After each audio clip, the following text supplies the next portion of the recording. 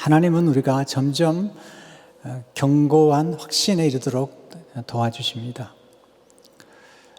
하나님은 우리의 작은 믿음도 고귀하게 여기시죠. 또 연약한 믿음도 아주 소중하게 여기시는 분이십니다. 우리 예수님을 믿는다는 것 하나, 예수님을 그리스도라고 믿는 것 하나가 엄청난 결과를 만들어냅니다. 그렇지만 우리 연약한 믿음에 하나님 머물지 않고 더 견고한 믿음에 들어가기를 원하십니다.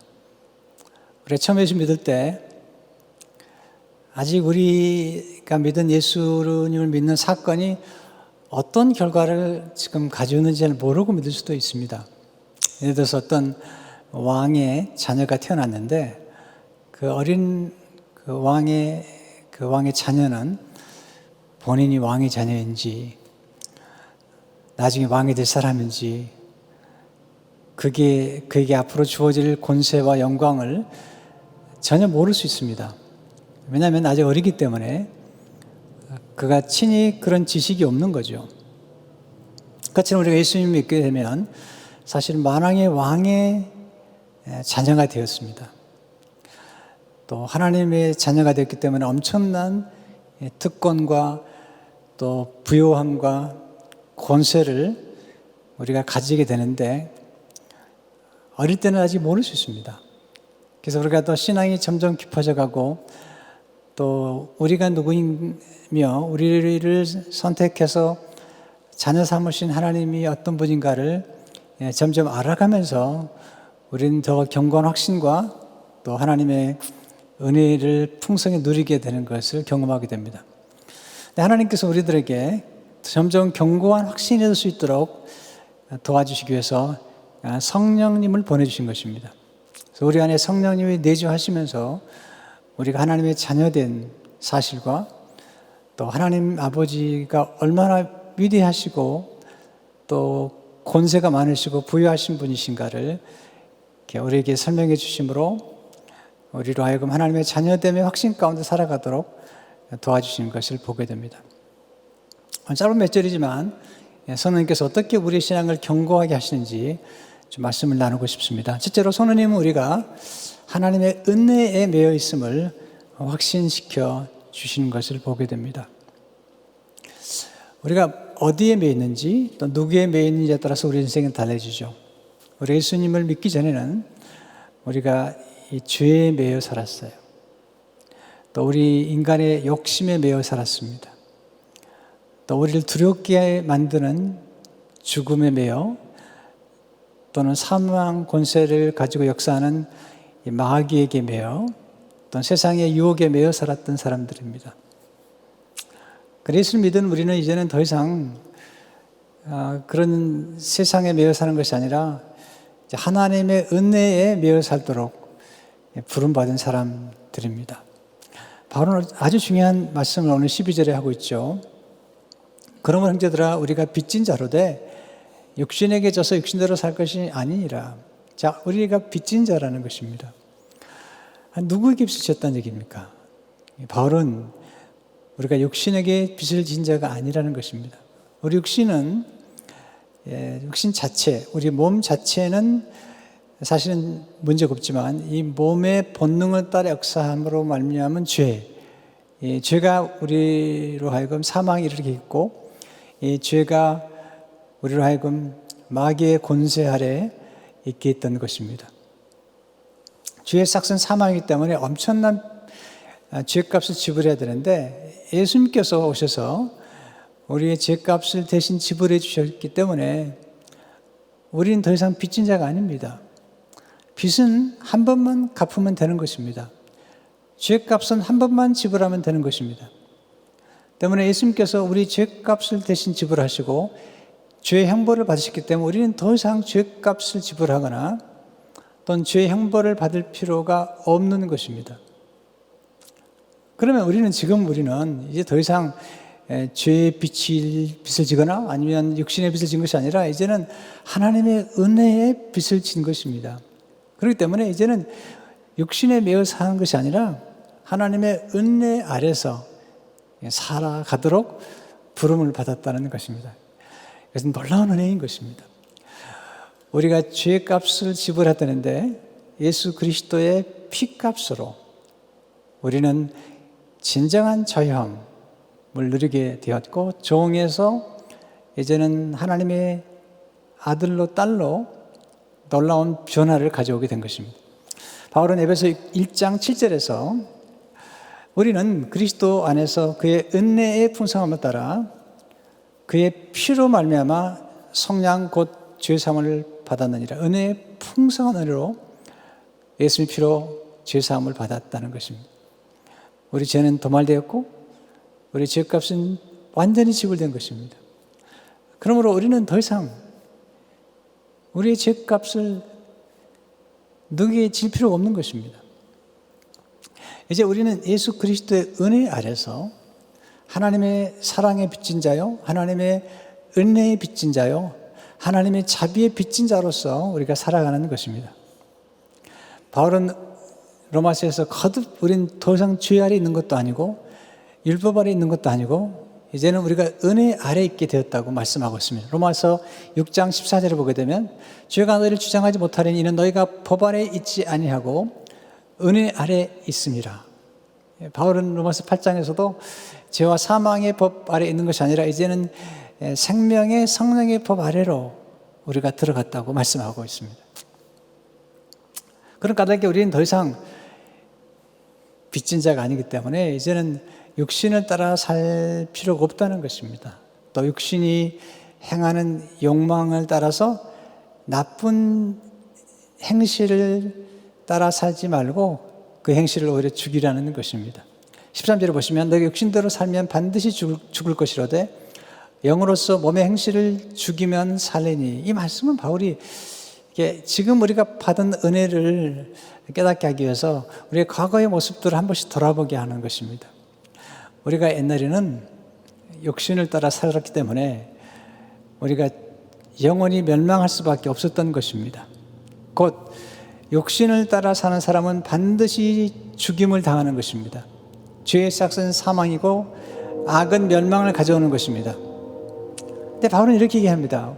우리가 옛날에 예수 믿기 전에는 육신을 따라 삶으로 멸망을 받을 수밖에 없었지만 이제는 성령 안에서 거듭나고 성령을 따라 사는 우리들은 이제는 예수님처럼 거듭났을 뿐만 아니라 이제는 우리 안에서 역사하는 죄, 우리 안에서 역사하려고 하는 몸 행실을 우리가 성령의 도우심을 따라서 죽일 수 있다는 것입니다. 여기 보면 몸 행실을 죽이면 살리라고 말씀하고 있는데 이 죽인다는 것은 몰아내는 것입니다. 정말 죄를 죽여버리는 것입니다. 바이러스를 죽이는 것처럼 죄를 죽이는 것인데, 원래 예수님을 믿는 순간에 우리의 모든 죄가 다 용서받았지만 우리가 육신을 입고 사는 동안에 우리 안에서 우리의 본능을 따라서 가끔 우리의 탐욕과 우리의 욕심을 따라서 또 유혹을 따라서 역사하는 죄가 우리에게 들어오게 되면 그 죄를 죽이라는 것입니다. 왜냐하면 우리는 이제는 더 이상 죄 아래 있지 않냐고 이미 은혜 안으로 들어간, 은혜 안에서 은혜 속에 살아가는 자들이기 때문에 죄를 두려워하거나 또 죄에 매여 살지 말고 우리가 은혜 안에 살고 있다는 사실을 기억하라는 것이죠. 그래서 로마서 5장 2절에 보게 되면 또한 그로 말미암아 우리가 믿음으로 서 있는 이 은혜에 들어감을 얻었으며 하나님의 영광을 바라고 즐거워하니라. 이미 은혜 안으로 들어가는 것입니다. 하나님의 영광을 바라보고 즐거워하고 있는 우리들에게 이제 더 이상 옛날로 돌아가서 육신에 매여 살지 않도록 이야기를 하는 것입니다. 바이러스를 죽이지 않으면 바이러스가 우리를 죽일 수 있습니다. 우리가 죄를 죽이지 않으면 죄가 우리를 죽일 수 있습니다. 그렇기 때문에 사도 바울은 우리 안에 역사하는 죄를 이제 우리가 죽이라고 말씀하고 있는 거예요. 어떻게 그게 가능할까요? 근데 우리 힘만으로 가능하지 않기 때문에 우리 안에 성령을 통해서 영으로서 성령님과 함께 우리 안에 역사하려고 하는 죄를 죽이고 도말하는 것이죠. 오늘 13절을 보면 너희가 영으로 몸 행실을 죽이면 살리니. 네, 죄를 죽이면 죄가 우리를 죽이지 못합니다. 죄를 살려놓으면 죄가 우리를 죽이려고 하는 거예요.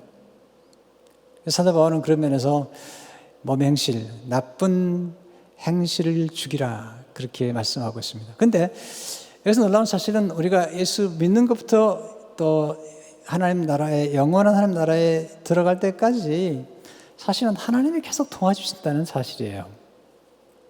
자전거 타는 걸 비유해 볼까요? 우리 어릴 적에 그 아버지가 이제 아들이나 딸에게 자전거를 이제 처음에 가르쳐 주죠. 그때 생각해 보세요. 아버지가 자전거를 사서 주는 겁니다. 또 아버지가 자전거 타는 법을 가르쳐 줍니다. 근데 자전거를 타는 건 아들이나 딸이 타야 되는 것이죠.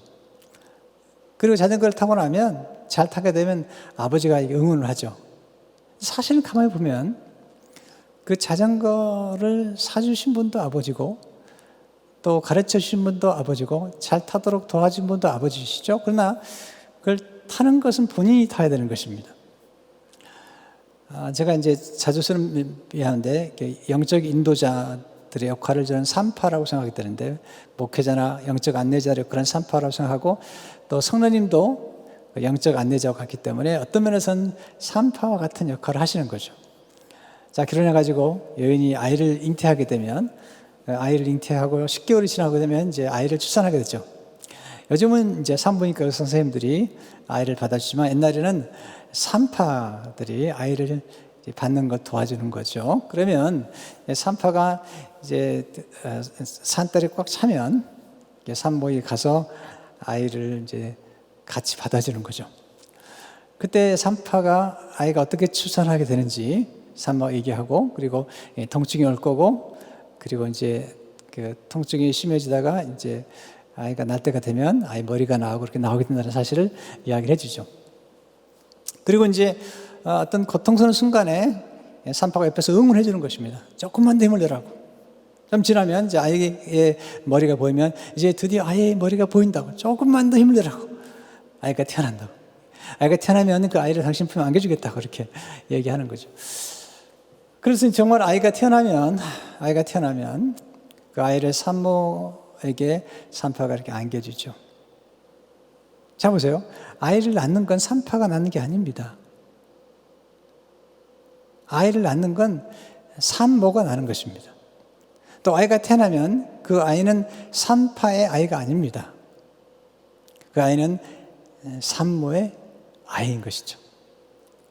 지금 하나님께서 우리를 도와주시는데, 영적 안내자들이나 또는 성령 등수를 도와주시면서 우리로 하여금 풍성한 열매를 맺도록, 이제는 죄는 죽이고 우리는 풍성한 열매를 맺도록 우리 안에 성령께서 도와주심으로 성령의 9가지 열매와 같은 풍성한 열매를 맺도록 우리 안에서 도와주시는 것입니다. 사실은 다 성령께서 도와주시는 것입니다. 그러나 그 열매를 맺는 건 우리가 맺어야 되는 것이죠. 또 열매를 맺고 나면 사실 성령님께서 도와주셨지만 그 열매를 우리가 누리도록 사랑과 희락과 화평과 자비와 양성과 충성과 온유와 절제와 같은, 이게 얼마나 아름다운 성품의 열매인지 모릅니다. 그 열매들을 우리가 누리도록 성령님께서 도와주시는 것을 보게 됩니다. 기억하십시오. 우리는 더 이상 육신에 매여 사는 사람들이 아닙니다. 이제는 죄에 매여 사는 사람도 아닙니다. 바울은 이렇게 말합니다. 이제 우리는 하나님의 사랑에 매여 있다고. 하나님의 사랑의 끈에 꽉 매여 있기 때문에 이제는 이 사랑의 끈에서 우리를 끊을 자가 없다고. 걱정하지 말라고. 우리 믿음이 좀 약해도, 우리가 좀 부족하다 할지라도 하나님이 우리를 사랑으로 꽉 묶어놨기 때문에, 그 사랑에서 우리가 떨어져 나가지 않기 때문에 걱정하지 말라고. 이게 로마서 8장 35절의 말씀이죠. 누가 우리를 그리스도의 사랑에서 끊으리요. 누가 그리스도의 사랑의 끈에서, 사랑의 줄에서, 사랑의 줄에 매여있는, 사랑의 끈에 매여있는 우리를 끊을 수가 없다는 겁니다. 환난이나 곤고나 박해나 기근이나 적신이나 위험이나 칼이나 어떤 것도 이 사랑의 끈에서 우리를 끊을 수 없다고 말씀하고 있습니다. 두 번째, 성령님은 우리를 인도해 주심으로 하나님의 자녀됨을 확증시켜 주시는 것입니다. 특별히 오늘 우리가 하나님의 자녀라는 사실을 확증시켜 주시는 성령의 역사를 경험하는데, 우리가 어떻게 하나님의 자녀임을 알 수 있냐면, 이제는 우리가 마귀의 인도를 받는 게 아닙니다. 세상의 욕심에 이끌리는 것도 아닙니다. 이제는 우리가 우리 안에 내주하시는 성령님의 인도를 받는 것입니다. 로마서 8장 14절에 보면, 하나님의 영으로 인도를 받는 사람은 곧 하나님의 아들이라, 곧 하나님의 자녀라는 것입니다. 하나님의 자녀는 하나님의 성령의 인도를 받게 되어 있습니다. 하나님 아버지께서 우리를 잘 인도할 수 있는 분을 보내주셨는데, 그분이 하나님의 성령이신 것입니다. 하나님은 아버지가 되시기 때문에 우리를 정말 잘 인도하기 원하시죠.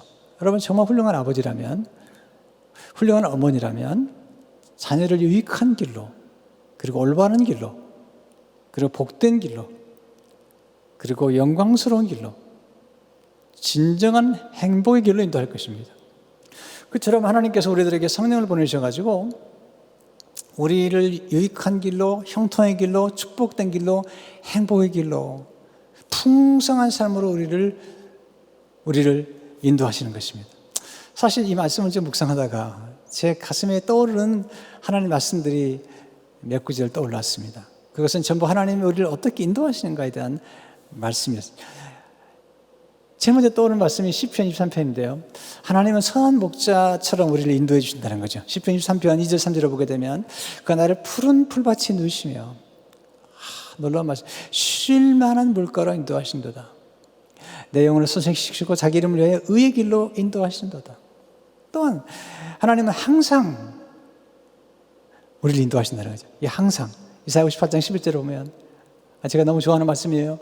여호와가 너를 항상 인도하여 메마른 곳에서도 너의 영혼을 만족하게 하며 내 뼈를 경고하게 하리니 너는 물된 동산 같겠고 물이 끊어지지 아니하는 샘 같을 것이라. 하나님이 우리를 인도하신 그 길을 보면 참 놀랍잖아요.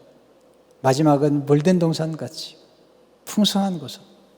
또 하나님 우리를 마땅히 행할 길로 인도해 주시는 것입니다.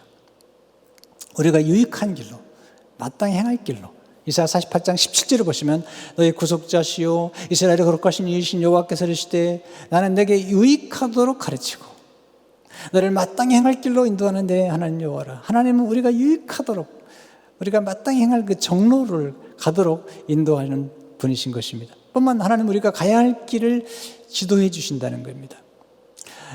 이제 제자 훈련을 받다 보면은 이제 확신에 관한 그 말씀들을 좀 공부하게 되는데, 그 중에 하나가 인도의 확신이죠. 그때 핵심 구절이 잠언 3장 5절 6절의 말씀이에요. 너는 마음을 다해 여호와를 신뢰하고 내 명치를 의지하지 말라. 너는 범사에 그린장하라. 그리하면 내 길을 지도하시리라. 내 길을 아주 평편하게 만들어주겠다는 거예요. 하나님 우리를 인도하시는 길은 우리가 마땅히 가야 될 길을 잘 지도해 주시는 것입니다. 특별히 오늘 제가 정말 나누고 싶은 말씀 하나는, 하나님은 장래의 은혜 가운데로 우리를 인도해 주신다는 겁니다. 우리가 지나간 세월간 안에 받은 은혜도 많지만, 하나님은 우리가 죽을 때까지 영원한 장래까지 은혜를 약속하신 거죠. 이사야 시편 48편 14절을 보게 되면, 이 하나님은 영원히 우리 하나님이시니 그가 우리를 죽을 때까지 인도하시리로다. 너무 감사해요. 많은 사람들이 우리 곁을 떠나잖아요. 그러니까 우리가 죽을 때까지 인도하신 하나님, 바울의 고백처럼 그의 마지막 순간 그의 곁에 계신 하나님. 또한 시편 13편 23절 24절을 보게 되면, 내가 항상 주와 함께하니 주께서 내 오른손을 붙드셨나이다. 주의 교훈으로 날 인도하시고 후에는, 교훈을 인도하신 하나님께서 장래에는 영광으로 나를 영접하시려니. 우리 그리스도인들은 장래의 은혜에 대한 기대를 좀 가져야 됩니다. 우리가 지나간 과거에 받은 은혜도 크고 지금 받은 은혜도 크지만, 앞으로 주어질 미래의 은혜를 좀 기대해야 돼요. 네. 장래의 은혜까지 하나님께서 인도하실 걸 믿으셔야 돼요. 어떤 많은 분들이 이제 나이가 들어가면 이제 뭐 인생 끝났지 이렇게 생각하는데, 그렇지 않습니다. 하나님이 사랑하시고 인도하는 분들, 하나님 앞에 순종하고 그 길을 가는 분들은 이 장래의 은혜까지 인도하시는 것입니다. 근데 장래의 은혜 가운데 들어가려면 욕심을 버려야 돼요. 욕심을요. 세상적인 욕심만 가지고 장래의 은혜를 생각하면 안 됩니다. 하나님 우리 삶 가운데 풍성한 지혜, 풍성한 일 가운데 얼마든지 우리 장래를 영광스럽게 만드는 것이고, 뿐만 아니라 우리가 이 땅을 떠나게 되면 하나님께서 우리로 하여금 진정한 영광 속으로 들어가게 하는데, 그게 영화의 길에 들어서 가게 하는 것입니다. 성령님은 우리를 최고의 도움을 인도하십니다. 우리 인생은 누구의 인도를 받느냐가 중요하잖아요. 나쁜 사람 만나면 인생 망치는 겁니다. 그러나 좋은 분의 인도를 받으면 정말 형통의 길로 가는 것입니다. 성령님의 인도를 받으십시오. 아니, 성령이 우리를 인도해 주십니다. 요한복음 16장 13절을 보게 되면, 그러나 진리의 성령이 오시면 그가 너희를 모든 진리 가운데로 인도하시리니, 그가 스스로 말하지 않고 오직 들은 것을 말하며 장래 일을 너에게 알리시리라. 네, 우리를 진리 가운데 인도할 뿐만 아니라, 우리를 진리로 인도하실 뿐만 아니라 또한 장래 일을 가르쳐 주십니다. 그러니까 우리가 하나님 말씀을 잘 듣고 성령 인도를 받게 되면 우리가 말씀 가운데 어떤 장래 일을 예측할 수가 있습니다. 이게 요셉이 경험했던 것이고, 모세가 경험했던 것이고, 여호수아가 경험했던 것입니다. 사도 바울이 경험했던 것입니다. 그러니까 우리가 하나님의 성령의 인도를 받는 것처럼 북되는 것은 없습니다. 마지막으로 하나님은 양자의 영을 통해 하나님의 자녀됨을 확신시켜 주십니다. 로마서는 사실 로마서 8장은 성경 전체의 보석이라고 얘기해요. 근데 로마서 8장의 보석이라면 8장 가운데 보석 중에 보석이 있다면 로마서 8장 15절이라고 그래요. 너희는 다시는 무서워하는 종행을 받지 아니하고 양장을 받았으므로 우리가 아빠 아버지라고 부르짖느니라. 이 말씀이 굉장히 깊이 있는 말씀이에요. 복음의 정수에 가까운 말씀이죠.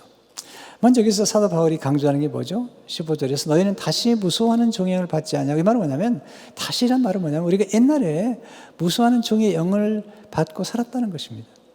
무서워하는 종이 뭘까요? 그것은 율법이죠, 율법. 율법은 우리가 종 되었음을 말해주는 거예요. 우리 죄를 가르쳐주면서 우리가 종이란 사실을 말해주는 거예요. 율법은 우리를 두렵게 하는 겁니다. 우리를 무섭게 하는 것입니다. 하나님은 복음을 통해서 우리에게 두려움을 제거시켜 주지만, 이 종은 항상 두려움 가운데 일하는 것입니다. 우리가 사도 바울은 항상 지나간 과거를 상기시킴으로써 우리가 복음 안에서 받은 은혜를 이야기를 하는 것입니다. 그러니까 종은 무서워하죠. 그러나 자녀는 사랑 때문에 무서워하지 않습니다. 종과 자녀는 엄청난 차이를 내는 것입니다. 바울은 우리가 옛날에 종되었지만 지금은 자녀가 되었다는 사실을, 근데 여기서 양자의 영을 받았다는 사실을 강조하죠, 사도 바울이. 이 양자의 영이라는 것은 하나님의 자녀가 되었다는 거예요. 그러니까 어떤 입양을 받았다는 것보다도 더 중요한 메시지는 우리가 하나님의 자녀가 되어서 하나님의 자녀됨의 특권에 대해서 지금 바울은 얘기하고 있는 것이죠. 그래서 갈라디아서 4장째로 오면 너희가 아들이므로 하나님은 그 아들의 영을 우리 마음 가운데 보내사 아빠 아버지라 부르게 하셨느니라. 이미 우리가 예수 믿으면 하나님의 자녀가 되었다는 거죠. 그리고 자녀의 하나님의 아들의 영이 들어오시면서 우리는 하나님 향해서 아빠 아버지라고 부르게 됐다는 거죠. 자, 우리 인생을 살아가면서 아버지가 꼭 둘이어야 됩니다. 그래야지 진짜 행복합니다. 첫째 아버지는 우리 육신의 아버지예요. 근데 거기서 멈추면 안 됩니다. 우리 예수를 믿음으로 하나님 아버지를 모셔야 돼요. 저의 경우도 제 육신의 아버지를 제가 참 존경하고 귀히 여기는 아버지입니다. 근데 여러분, 내가 하늘에 계신 아버지를 만났다는 게 얼마나 좋은지 모르겠어요. 육신의 아버지는 좀 가난하셨거든요. 근데 하늘의 아버지를 만난 이후로 저는 정말 인생이 변화가 되었고, 그리고 자존감과 자긍심이 달라졌고, 또 자신감도 생겼고, 이게 이제 내가 두 번째 아버지를 만났는데 두 번째 하나님이 아버지가 하늘의 아버지인 거예요. 만나보니까 정말 놀라운 거예요. 처음에 몰랐습니다. 내가 처음에 예수 믿고 구원받았는데, 예수 믿고 구원받았는데 내가 믿게 된 예수님이 누군지 잘 몰랐고, 처음에는. 나중에 이 예수님의 아버지, 곧 나의 아버지가 얼마나 위대하시고 전능하시고 나중에 알게 된 거죠.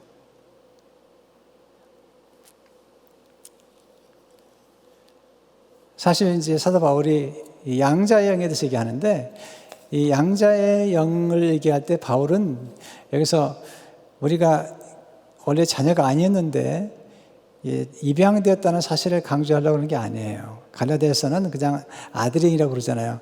사도 바울이 로마서에서 양자영이라고 이야기하는 이유가 있습니다. 그래서 뭐냐면 로마 사람들은, 로마 시민권을 가진 로마 사람들은 필요할 때마다 입양을 통해서 자기의 상속자를 이렇게 선택할 수가 있었습니다. 근데 중요한 건 지금 여기서 바울이 얘기하는 것은 뭐냐면, 그 당시 로마 사람들에게 보낸 편지, 로마에 있는 교회에 보낸 편지이기 때문에 로마에 머무는 사람들은 이 입양, 곧 양자가 된다는 것이 얼마나 놀라운 사실을 아는 거예요. 얼마나 엄청난 일인가를 아는 겁니다. 자, 예를 들겠습니다. 그 당시 로마 시민 대단합니다. 네, 그 당시 로마 시민 얼마 안 되고 대부분이 노예가 많았거든요. 어떤 로마 시민이 정말 권세가 있고 부유한 시민인데 자녀가 없습니다. 자녀가 없으면 이제 입양을 해가지고 자기의 대를 이어야 되는데 아무나 입양하지 않겠죠. 관찰하거나 또는 알아보는 중에 주로 노예 가운데 한 사람을 선택해서 자기의 아들로 삼는 것입니다. 근데 이 과정에서 중요해요. 이 과정이 복음이에요. 이 과정이. 그러니까 사실 로마 사람들이 입양하는 과정과 함께 이 복음이 아주 밀접한 관련을 맺기 때문에 사도 바울이 지금 양자의 영이란 그 표현을 쓰고 있는 것입니다. 일단 어떤 노예 한 사람을 자기 아들로 삼을 경우에, 먼저 이 사람이 하는 일이 뭐냐면 그 노예가 진 빚을 모두 갚아주는 것입니다. 이게 가장 중요한 일입니다. 자, 이것은 우리가 복음을 볼 때 예수님께서 우리로 하여금 하나님의 자녀가 되게 하기 위해서 예수님이 우리의 모든 빚을 다 갚아주신 것입니다. 우리의 모든 죄의 빚을 갚아주신 것입니다. 이게 첫 번째. 두 번째 단계는 뭐냐면 그 노예를 이제 빚을 다 갚은 다음에 데려온 다음에는 새로운 이름을 주는 것입니다. 그 아버지와 똑같은 성을 가진 이름을 붙여주는 것입니다. 그래도 예수 믿고 나면 우리 모두에게는 그리스도인이라고 하는, 크리스천이라고 하는 이름을 갖게 된 거죠. 새로운 이름을 갖게 된 겁니다. 예수 믿고 난 다음에는 이제는 더 이상 마귀의 자녀가 아니라 하나님 아버지의 자녀가 되었다는 것입니다. 세 번째 중요한 게 뭐냐면 이제는 상속자가 되었다는 겁니다. 옛날에 노예였는데 노예에게 무슨 상속할 게 있겠습니까? 근데 이제는 진짜 부유한 로마 시민의 집에 자녀가 돼서 그 엄청난 유업을 상속받는 상속자가 되었다는 것입니다. 이 말씀 제가 다음 주에 자세히 설명하려고 그래요. 로마서 8장 17절에 보면 자녀이면 또한 상속자, 곧 하나님의 상속자요. 그러니까 왜 우리가 자녀가 되어야 되냐면 자녀가 돼야만이 상속자가 될 수 있기 때문인 것입니다. 이렇게 입양을 할 때 또 하나 놀라운 사실은 일단 입양을 하고 나면 그 아버지는 이제 입양한 그 아들에 대한 모든 법적인 책임을 지는 거예요. 끝까지. 그처럼 하나님께서 우리를 예수를 통해서 하나님의 자녀가 되면 하나님이 우리 생애를 처음부터 마지막까지 모든 책임을 하나님 지시는 것입니다. 모든 법적인 책임을 지시는 것입니다. 그러면 입양을 받은 이제 새로운 아버지 아래 들어간 이 자녀가 해야 되는 가장 중요한 건 뭘까요? 딱 한 가지밖에 없습니다. 그 아버지를 공경하는 것입니다. 그 아버지를 기쁘게 하는 것입니다. 자, 이것은 우리가 하나님의 자녀가 되었다는, 예수 믿고 복음을 믿고 구원받았다는 것으로만 복음이 끝나는 게 아닙니다. 여러분, 복음은 정말 영광스러운 것뿐만 아니라 이 복음은 우리에게 엄청난 축복과 특권과 부유함을 주는 것입니다. 이 복음을 이해하려면 끝이 없는 것입니다. 이 복음 속에 담긴 축복의 이 선물을 열면 열수록 정말 놀라운 것입니다. 자, 여기서 사도 바울이 우리가 하나님의 자녀됨, 자녀됨, 양자됨에 대한 얘기를 할 때, 그럼 우리가 예수 믿는 우리들이 특권을 받은 거, 원래 우리는 노예였던 거예요. 이방인이었던 거예요. 근데 첫 번째 이 이스라엘 백성들이 사실은 하나님의 처음에 선택받은 백성이었는데 그들이 잘못하니까 우리를 양자로 삼았다는 거예요. 왜냐하면 그 당시 로마 시민들 가운데 자기 친아들이 있어도 친자녀가 있어도 상속자로 삼고 싶지 않을 경우에는 자기 친자녀도 있음에도 불구하고 다른 노예나 종을 불러다가 그를 키워서 그를 상속자로 삼아가지고 그를 유업을 그게 넘겨주는 것이죠. 그것처럼 원래 히브리 민족을, 히브리 노예들을 하나님의 자녀로 삼았었는데 그들이 하나님 메시아를 믿지 않은 거죠. 그래서 하나님께서 우리를 또 은혜를 베푸셔서 이방인 우리를 불러다가 우리를 자녀로 삼은 거죠. 자, 이렇게 하나님의 자녀가 된 우리들에게 받는 권세와 축복이 뭘까요? 첫째로 하나님 아버지와 친밀한 관계 속으로 들어가게 되는 것입니다. 15절을 보게 되면 우리가 아빠, 아버지라고 부르짖으니라. 이건 굉장히 친근한 거예요. 네, 아버님이라는 표현보다도 아빠, 네, 파파. 네. 예수님이 이 땅에 오셔가지고 하나님을 아버지라고 불렀을 때 그 당시 유대인들이 충격을 받았어요. 왜냐하면 그 당시 유대인들은 하나님을 주님, 아도나이라고 불렀거든요. 아버지라고 잘 부르지 않았어요. 그들은 주님이라고 불렀던 거예요. 굉장히 엄미하게 불렀던 것입니다. 근데 예수님이 오셔가지고 하나님을 아빠라고 부른 거예요. 그것도 아람어로 아바라는 단어는 아주 가까운 파파, 아빠라는 뜻이에요. 마가복음 14장 30절을 보게 되면 이르시되 아빠 아버지요. 네, 이게 지금 로마서에 나와 있는 아빠 아버지란 말이에요.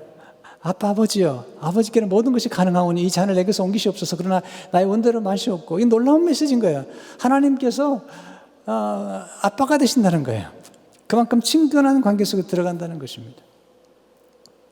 우리가 이렇게 이제 공중기도를 할 때는 하나님 천지를 창조하시고 우리를 구속하신 하나님 이렇게 굉장히 엄미하게 하나님을 이렇게 호칭해 가면서 기도할 수 있지만 그러나 하나님과 정말 기도할 때 날마다 큐티하고 가까이 할 때는 아빠라고 부르는 게 좋은 거예요. 하나님 아빠, 아버지 이렇게. 이런 관계 속에 들어간다는 거예요. 두 번째는 하나님 아버지께 언제든지 담대히 나갈 수 있다는 것입니다. 에베소 3장 12절을 보니까 우리가 그 안에서 그를 믿음으로 예수님 안에서 예수님을 믿음으로 말미암아 담대함과 확신을 가지고 하나님께 나아감을 얻느니라. 옛날에 구약 성도들은 하나님 앞에 감히 담대히 나가지 못했어요. 네. 그것도 대제사장이라 할지라도 지성소에 들어갈 때도 두려움으로 들어갔어요. 네. 두려움으로 들어갔습니다.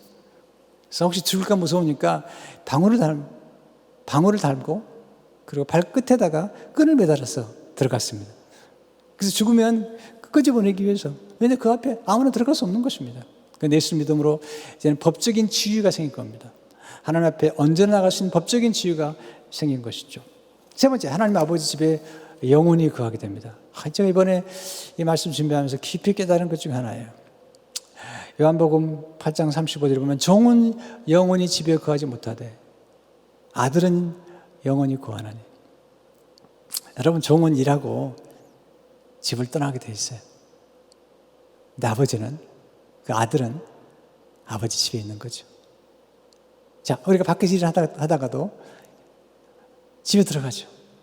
아버지 집에 들어가죠. 어릴 적에 밖에서 놀다가도 시간이 되면 아버지 집에 들어간 것처럼 이제는 예수님께서 요한복음 8장에 보면 이제는 더 이상 우리가 종이 아니고 하나님의 자녀가 될 뿐만 아니라 거짓의 아비인 마귀에 속하지 않았다는 것입니다. 예수 믿게 되면.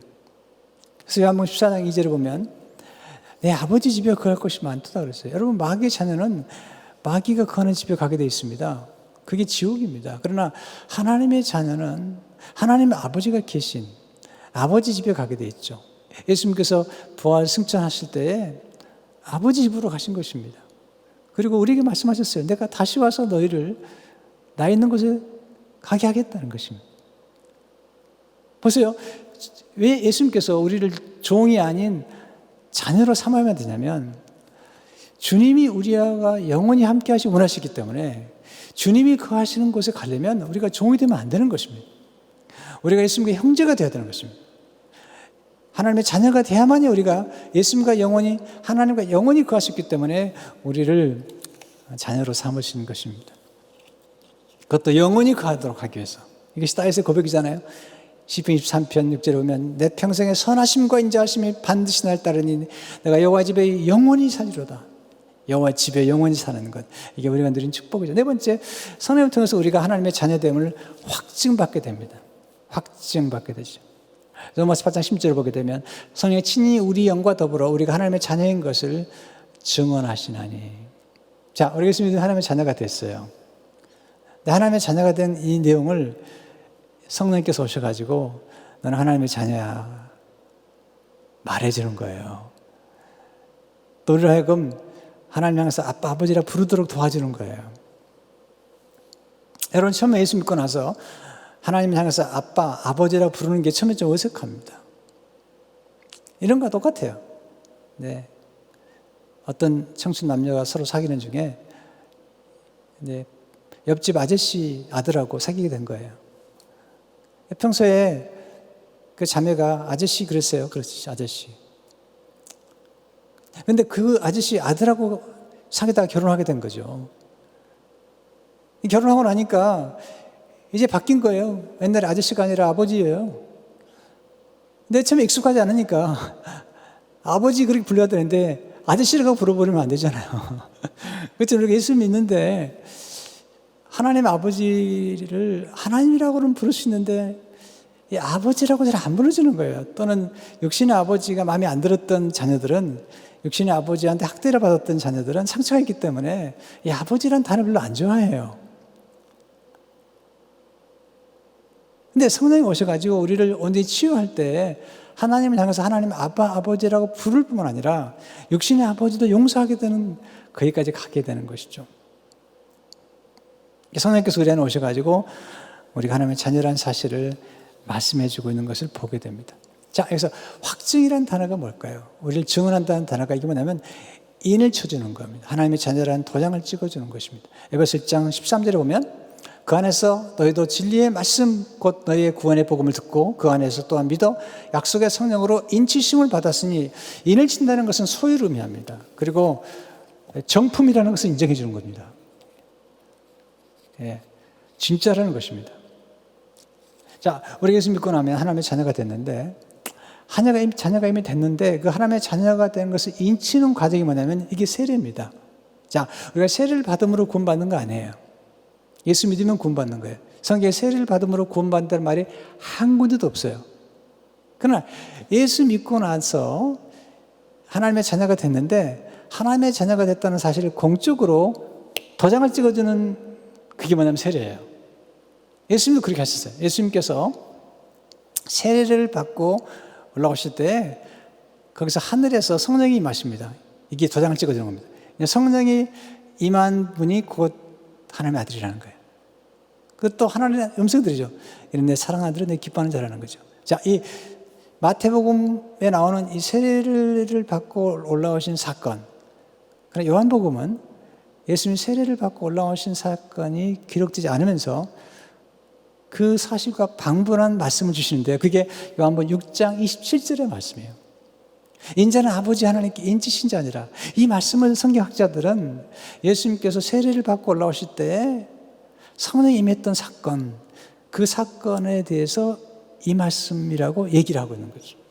자, 예수님이 세례요한의 세례를 받으시고 올라오실 때 두 가지가 나타났죠. 이 두 가지가 인침의 사건인데, 하나는 성령이 임했던 것과 하나는 하나님의 음성이 임했던 거죠. 자, 마태복음 3장 16절 17절을 보게 되면 그들 하늘이 열리고 세례를 받고 나오죠. 하나님의 성령이 비둘기같이 내려 자기 이 말씀을 보시더니 하늘로부터 소리가 있어 말씀하시되 내 사랑하는 아들이요 내 기뻐하는 자라 하시니라. 보세요. 예수님 세례 받기 전에도 이미 하나님의 아들이셨죠.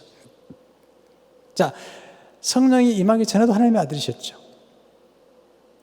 하나님께서 사람들 앞에서 하나님과 예수님과 자녀 관계로서는 이미 하나님의 아들이지만 이 세상 사람들 앞에서 예수님이 하나님의 아들이라는 사실을 공적으로 확증해주고 증언해주는 분이 계셨는데, 하나님 아버지와 성령께서 같이 증언해주고 있는 거예요. 그래서 성령이 임하시는 사건과 그리고 하늘에서 하나님 아버지의 음성을 들려주심으로 거기에 성부, 성자, 성령이 함께 나타나시는데 거기서 하나님의 아들임을 확증해 주는 거죠. 자, 이걸 봤던 사람이 누구냐면 세례요한이에요. 세례요한이 요한복음 1장 33절 34절 이렇게 말하죠.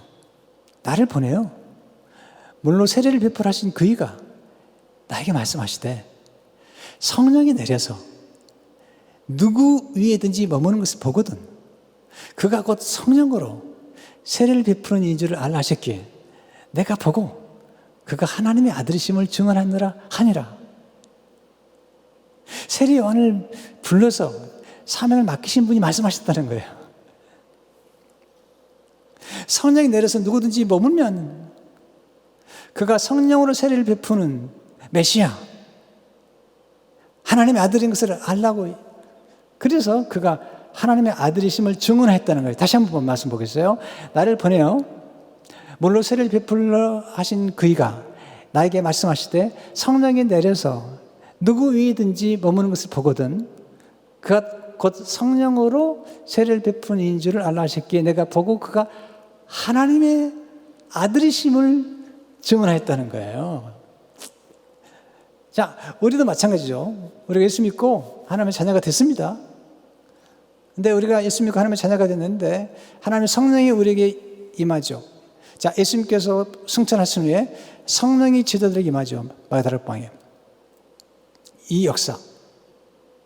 그러니까 물세례와 함께 성령의 충만한 임재를 경험할 때 거기에 인치심을 경험하는 거예요. 뿐만 아니라 사람들이 하나님의 자녀라는 사실을 알아보게 되는 거죠. 이게 이제 성령께서 우리에게 오셔서 확증시켜 주는 거죠. 우리가 성령을 체험하고 또 하나님의 인치심을 경험하는 과정을 통해서 이제 하나님의 자녀됨을 더 경험하는 거죠. 성령의 은사를 경험하게 되고 성령의 영감을 경험하게 되고 성령의 깨우치심을 경험하게 되고 또 성령의 열매를 우리가 맺게 될 경우에 그걸 경험하는 과정을 통해서 아, 내가 하나님의 자녀구나 라는 사실을 점점 확신하게 되는 거죠. 점점 알게 되는 거죠. 이게 놀라운 경험인 거예요. 이게 우리가 예수 믿고 나서 점점 하나님의 자녀가 되었고 하나님의 부름받았던 사실을 더 경험하게 돼요. 사실 제가요 이제 고등학교 2학년 때 예수를 믿고 1학년 때 예수 믿고 2학년 때 목회자를 부름을 받았어요. 근데 저를 기도된 목사님이나 주위 사람들이 제가 콜링이 있다는 사실을 얘기해 주고 저도 기도하는 중에 하나님의 콜링을 받았다는 사실을 알게 됐어요.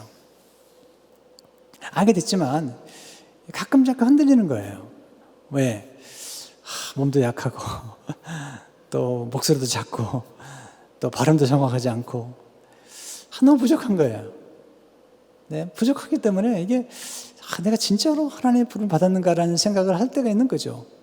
근데 점점 이 성장하는 과정을 통해서 하나님이 점점 내가 하나님의 부름을 받았고 하나님의 말씀을 묵상하거나 해석하거나 또는 글을 쓸 때 하나님 제게 말씀을 주심으로 내가 하나님의 말씀을 전하는 주의 종으로 콜링을 받았다는 사실을 계속해서 이렇게 확인을 해주시는 거예요. 그러다가 신학교를 졸업하고 목사 안수를 받고 말씀을 증거하는 중에 점점 내가 정말로 나의 부르심은 목회자라는 부르심이라는 사실을 알게 되는 거죠. 이런 과정을 거쳐서 확증을 되는 거죠. 좀 설명할까요? 제이콥 목사님이 우리 이제 영어부 부목사님이잖아요. 목사 안수를 받는데 지난번에 ECA라고 하는 그런 교단에서 목사 안수를 받았어요. 그때 애리조나에 가서 여러 목회자들이 함께 목사 안수를 받았어요. 근데 애리조나이기 때문에 우리가 가지도 못했어요. 알고 있었죠. 그래서 애리조나를 다녀오면서는 목사가 돼서 온 거예요. 애리조나 가기 전까지는 전도사였어요. 애리조나 갔다 오니까 목사가 된 거예요. 자, 그런데 목사 안수를 받은 걸 아무도 본 사람이 없는 거예요. 왜? 제이콥 목사 혼자 갔기 때문에. 그러나 다 알아요.